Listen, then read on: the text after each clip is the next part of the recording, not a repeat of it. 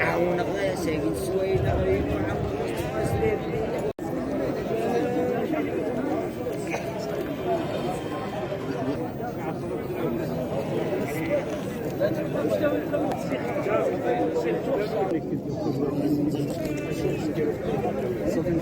فلاحة يا سويمان نكون هاتان جبت زياد وزيار نتعلى كان سويمان عطي طايك ربي سوق ترباه رد نغير والو صراحة نتسيار نعاود نسير ندس ومال ونزنزين ندس سكور ونزنزين ندس ندوت ندسين غير ونزنزي والو لا تمينا كان ريتيني شحال كان ما كان ما يوري لي اي طايك ربي لا اني نقعد موجود انا نقعد هاتني لنا يا نقعد نزنزا ما يلواز اي طايك ربي الصباح ولا سلتني بكاسكور الله ندس القلعه انا سكور نزنزيان ونقعد يلي المليح تلي تدون تلي الصغار يلي كل شيء وهذا يطيك ربي العلف ما ندس العلف الغلاء العلف الغلاء قالنا هي الحساب غير هذا غجبر مولانا وصافي واش ولا الدودي تيوينه يقول العلف ما تيوينه يقول انه غادي ايوا من عند الله من عند الله الجفاف هاي طايك ربي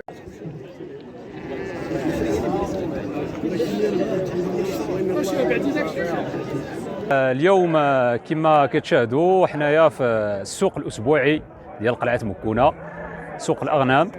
اذا بالنسبه للحاله ديال السوق في الحقيقه العرض موجود الى حدود الساعه، العرض موجود والطلب ربما هو اللي ناقص.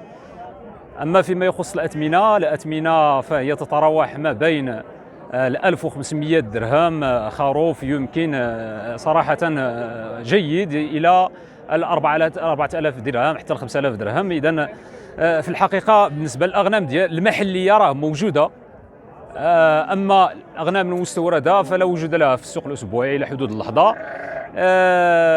بالنسبه للعمولات المتداوله في السوق الى حدود الساعه راه ربما ضعيفه شيئا ما، حيث كاينين الناس اللي غادي يخليو الشراء ديال الاضحيه حتى الاسبوع الاخير.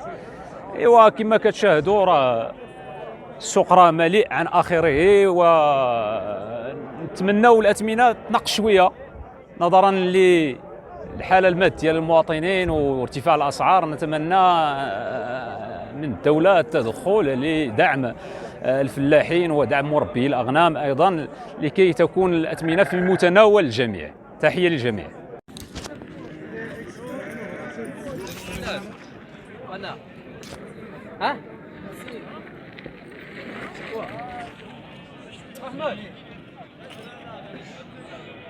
اولا تنشكروا الصحافه ديالنا اللي ديما تيواكبونا في جميع التظاهرات، سواء في الاسواق سواء في جميع التظاهرات اللي في المنطقه، خصوصا في قلعه مكونه الكبرى وفي اقليم تنغير.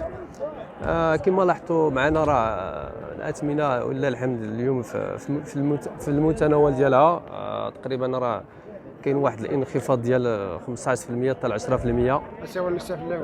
وكما لاحظتوا معنا راه فعلا الغلاء راه كان على الصعيد الوطني ماشي غير في الاقليم ديال تنغير. راه كاين المشكل ديال قله التساقطات، راه كاين الجفاف، راه كما راه زعما واخا قلنا هادشي راه الحمد لله راه المسكين غادي يعيد وكل واحد غادي يدو اللي تكتب ليه. يصير ما هو تيقول لي ما نقول انا هو ماني واحد تيقول لي شويه